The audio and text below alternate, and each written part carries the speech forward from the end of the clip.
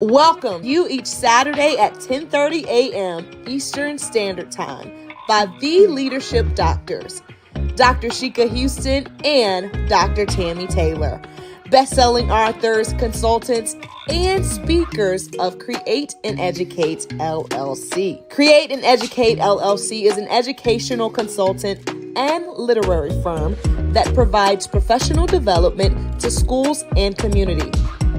Their goal is to transform organizations with the REALL Resilience Framework used to increase their school report card grades 2 and 3 grade levels in 1 year.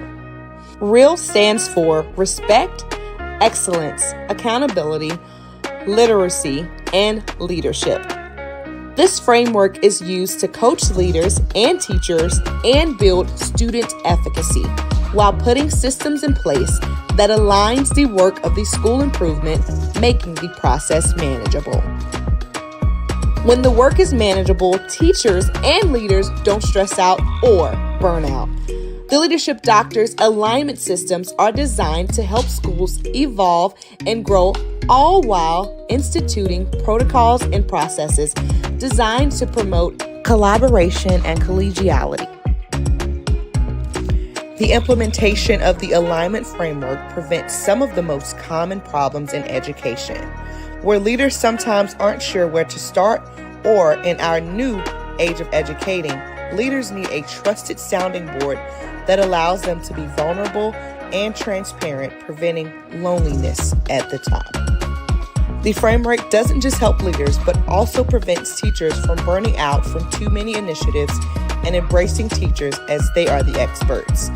Finally, the framework extends to the children, helping them get engaged in school and solving a nationwide problem. Alignment systems are frequently referred to as a key element of success in the improvement process. In the sport of rowing, all rowers must put their oars in the water succinctly, creating a system for their boat to reach maximum speed. So schools that want to improve are bringing in the Leadership Doctors to teach them all about the alignment systems that must be in place for school improvement to be accomplished at high levels. The dynamic duo provides insights into educational topics through their international platform, which includes educators, parents, and community members as a way to support important entities that make communities thrive. This is their way to pay it forward and provide the support they needed through their platform. Take a look. People who work with the Leadership Doctors describe them as an excellent and inspiring group of leaders. They get into the weeds of work with leaders through their TrustMate Institute that you should contact them about today by filling out the contact form on their website.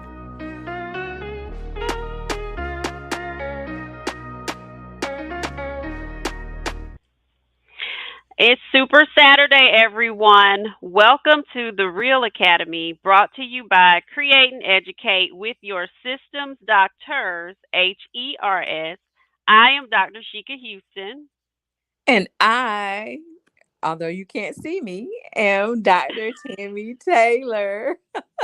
Good morning, Sheka. Good morning, real family.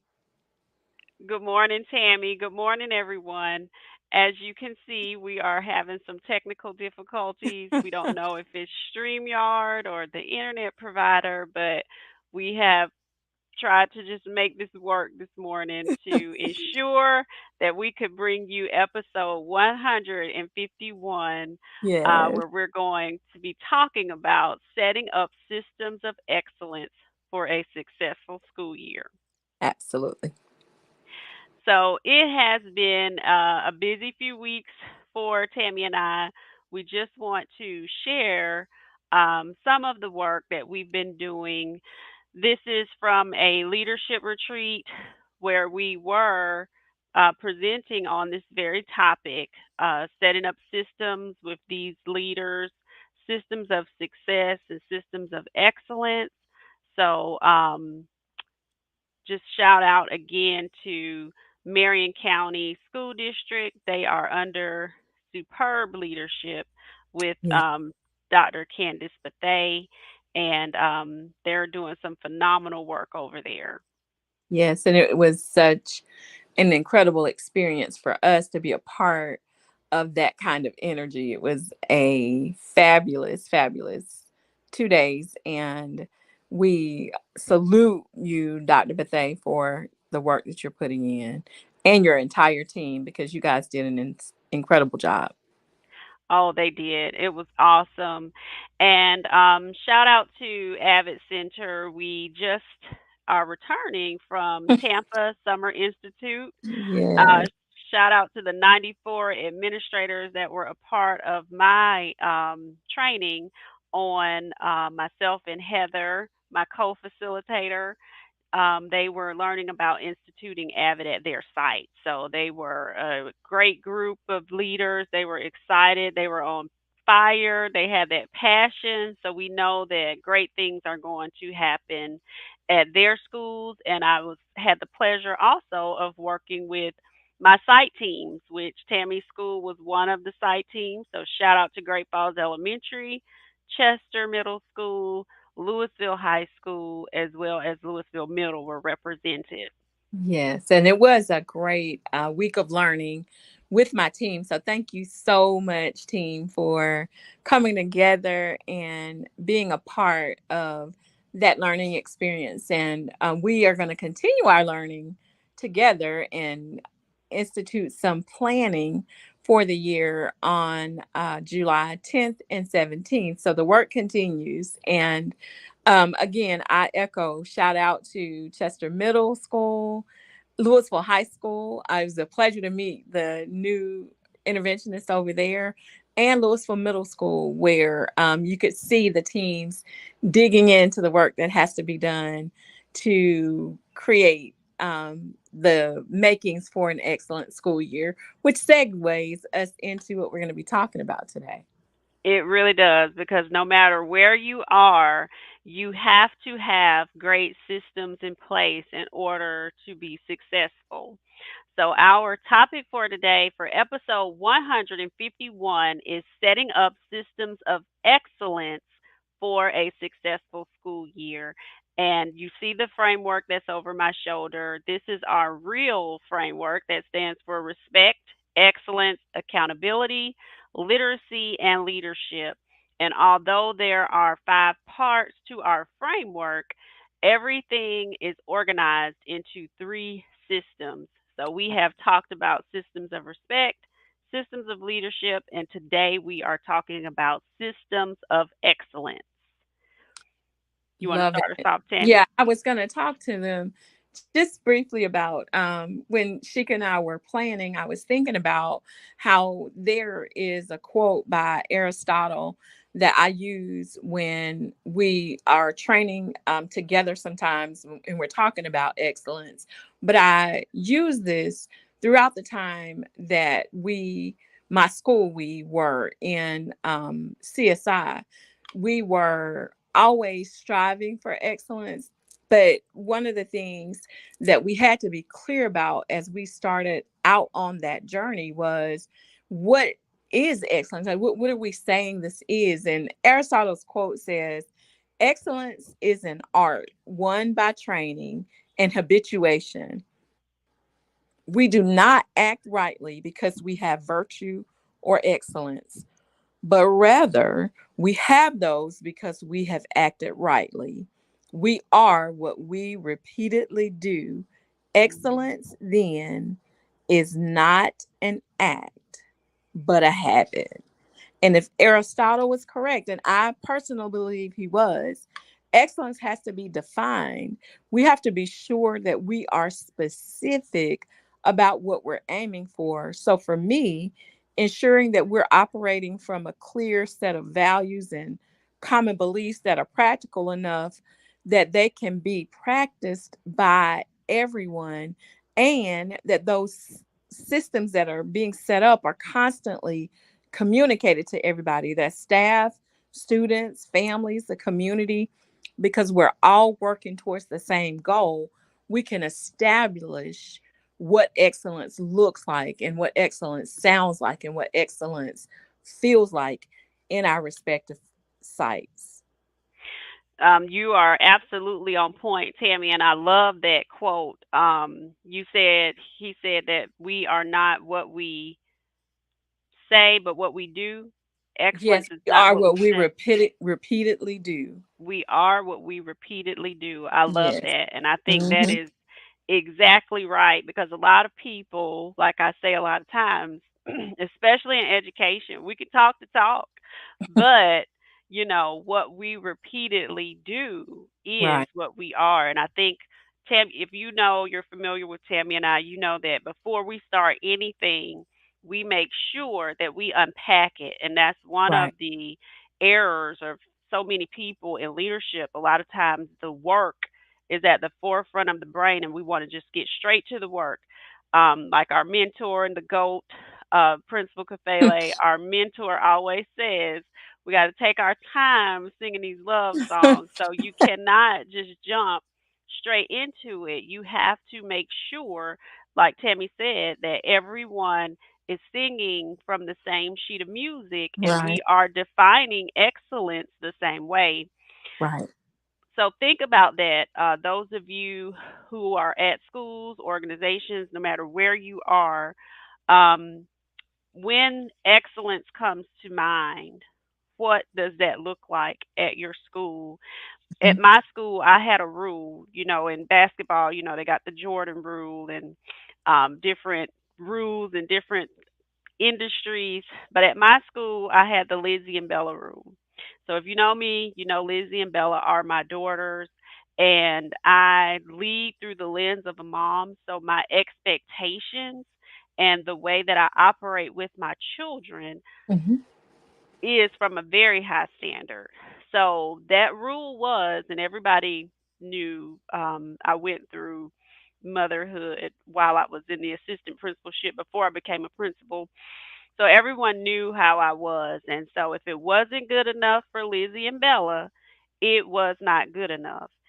And it was from just different little things as small as I did not want children at my school sitting on the bare floor. That was one of my pet peeves that I always addressed every year. So much so that everybody at the school, every teacher had the little plastic cushy towels tiles so that children, if they needed to sit out in the hall or somewhere or projects in the classroom, they were to sit on those because Yeah, I think you're right, Chica, though. That's powerful to have people understand that about you, that mhm if what I'm doing isn't good enough for my, and I'm not a mother, but I definitely feel that same way about my nieces and nephews. If mhm you cannot provide them what I would expect for them, then we're shortchanging the children that we're serving. So we cannot have that as a standard. So I love that standard of excellence, allowing you to lead as a mother to say, nope, I don't let my children sit on the germy floor, and this isn't what we're going to do here with the rest of these students. Exactly. And what, as you're thinking about this, just type in the comments what comes to mind when people hear your school. Hmm. Picture that.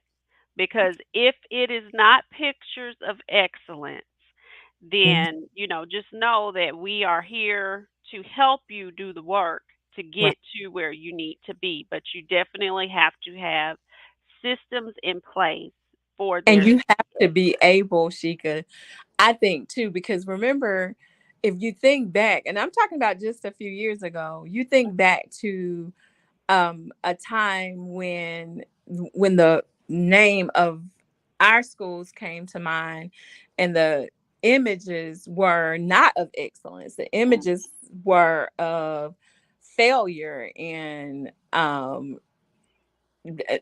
being unsuccessful, and there being no way out, hopelessness, like all those despair, the things that people are thinking about when they think about the school, because that at that time was the narrative, and we had been painted to be that school. And if you follow Ken Williams, who that school is. And you think about that, but you think about when you start to put things into perspective and you start saying, hey, no, we're going to create a climate of excellence here. The culture is going to be one of excellence, and everything that we do here, we're going to have systems of communication. And this culture is not going to be just a happy, pleasant culture. It's going to be a strong, synergistic culture where we're all in here trying to get this work done. You got high levels of instruction and a mindset of improvement.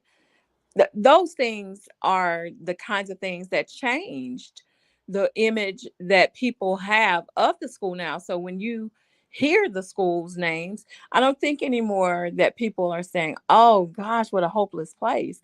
People are thinking, wow, I know they're doing some really important work there. And Mhm. that's what you want people to be able to think when they're thinking about your school. And another thing that comes to mind for me, and this kind of goes back to what you were saying about that Lizzie and Bella rule. One of the things that I think has become cliche, people say it, but I really felt that way at my school. The cliche is that students have to have their needs met before. I mean, this is actually the truth.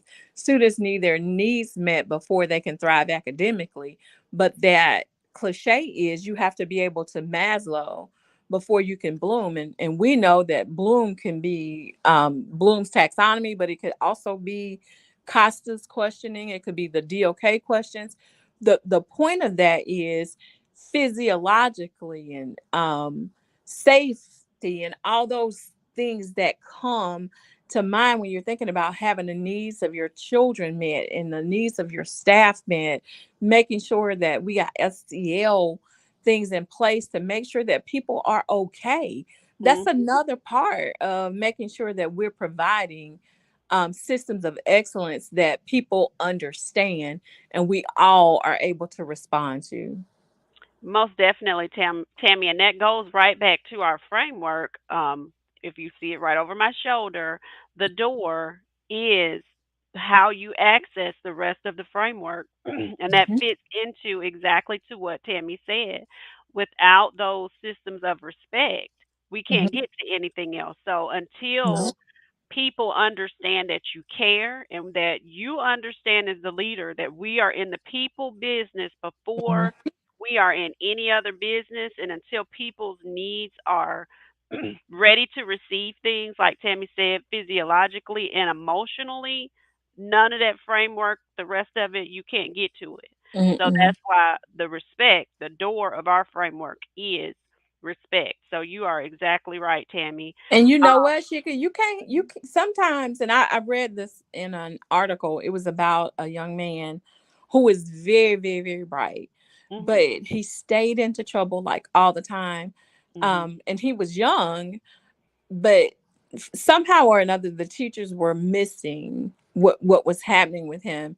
He was in mhm, an abusive home where he his parents had been tragically killed, and he was sent to stay with his grandparents and was having a wonderful life. And grandmother, who was his primary caregiver, passed away, and he fell into like foster care and had to be raised by a distant relative or someone who didn't have his best interests at heart. So he never mhm, had a decent meal or anything, and so he was always like foggy in his brain because he couldn't focus because he was so mhm, hungry. And the mhm, teachers were always on him because they thought he was inattentive and wasn't paying attention, and they missed the fact that his the primary needs he had were not being met, and so he got kicked out of school repeatedly. And he's writing the story as an adult who now is a multi-millionaire wow. because finally what happened was when he got old enough to get like a little side job, he employed himself out and was able to start taking care of himself. But Mm, we really have to be cognizant of the fact, like you said, that we have children who can't hear from us Mhm. until they know that we recognize their plight and that we Mhm. care about what's happening with them. And as I think back to when I was in the classroom as a teacher, that would be one of the first things that I would do with children who were not exhibiting my expectations. Hmm. Because at the middle level, you are old enough to understand what my expectations are, so something's got to be wrong. And my Right. first thing was we headed outside the door because we're gonna do a one-on-one. What's wrong? Are you Hmm. okay? What's happening?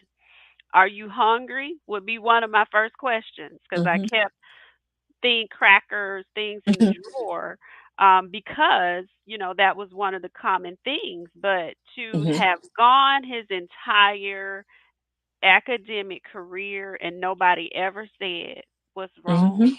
that is a Throughout middle school, travesty. because That the is a grandmother travesty. passed away about that time. But you're right; it's such a travesty. Yeah, just one question. Are you Hmm. okay? What's wrong? Hmm. That takes nothing from anybody. Everybody should be able to do that. Right. And as we're unpacking this, when we're thinking about excellence and people are driving up to your campus and you have, you know, put those images in your mind of you thought about your school and what people are thinking, the first place that we also have to start with is the environment. Mm-hmm. When people drive up, what do they see? What comes to mind? Hmm. What's your curb appeal? That I used to sell real estate, so curb appeal is the thing for me. Um, School cleanliness, those things matter, and they don't just matter to adults; they matter to children. I'll never forget when my my youngest daughter, we were driving up to something for the summer, and she said, "I don't want to go in there. They didn't even cut the grass." Mm. Those things matter to people They because do.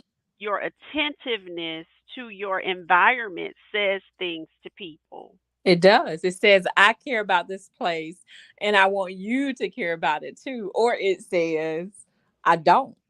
Exactly. And so if I don't care about the place, I don't care about the people that's in it That's right. either. I can understand.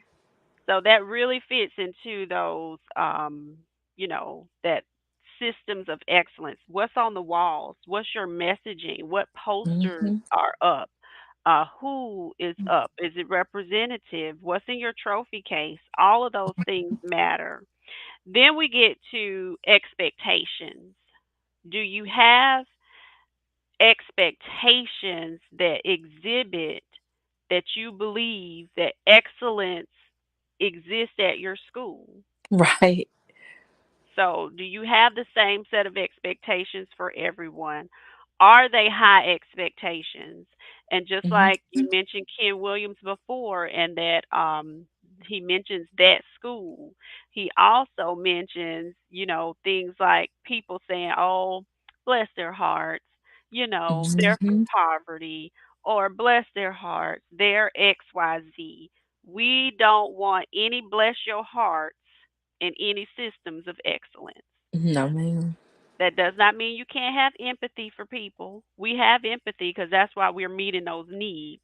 Right. But that doesn't mean we lower the standard. The standard remains the same and it's And if high. you're saying bless your heart, y'all are knocking the ball out of the park, that's a whole different thing. But you're right. The pity that sometimes comes with where you work or where you think I work Mhm. is unnecessary, and it does not help the students or the staff. Honestly, what you Mm-mm. want is a rigorous set of expectations that lead you to excellence, and I think that you get there by creating those systems of expectations that say doesn't matter where you're coming from.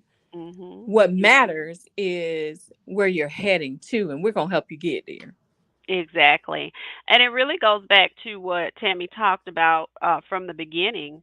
What are your beliefs Hmm. about who is in your building?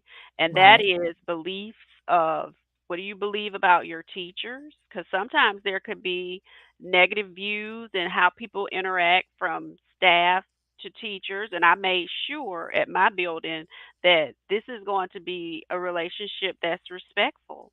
You know, Right. we're going to treat everyone with respect.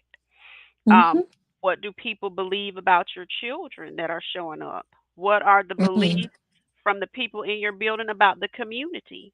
I love So, that. Mutual respect is mhm. something that you cannot do without in a successful organization. Exactly. And so now we're getting to those customers, what I call customer service. Um, does that exhibit excellence? Hmm. And that is all the way from your experience in the car line to your experience when you first walk in the building, from your experience to when you're reaching out to a teacher or that reach out of from the school to identify you as a new student coming into the class. Does that exhibit excellence? What does that look like? All of these things have to be thought about when you are setting up your systems of excellence and And plan for. right. And that's Tammy said the key word. These things have to be planned for. Yeah. Now, the retreat that we just were able to conduct with those leaders, we provided them with a planner for all of these types of systems that we're talking about. And we don't go into the whole plan like we have learned from our mentor, Principal Kafele. People that are paying for this, we cannot give it all away here, but we Right. did want to at least have the conversation with you about it. So if Sure. this is something that you are interested in for your school, setting up systems of excellence for a successful school year, please contact us so that we can help get you on the right track. So, Definitely. thank you all for joining us. We hope that we have our technical difficulties worked out for next week and you can actually see both of us and not just Tammy's picture. Um, Yes. but join us next on Principal Kafele's page. He has a phenomenal guest joining him in the academy. And then Sunday, join Josh for his podcast, PGP Podcast. I think I'm getting it right, Josh. That is Sundays at 4 p.m.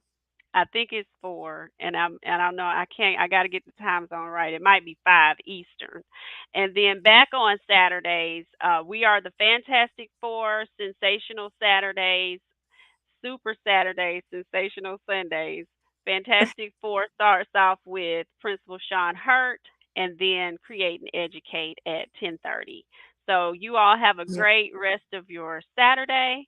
Did you want to say anything else, Yes, Tammy? guys. And happy 4th.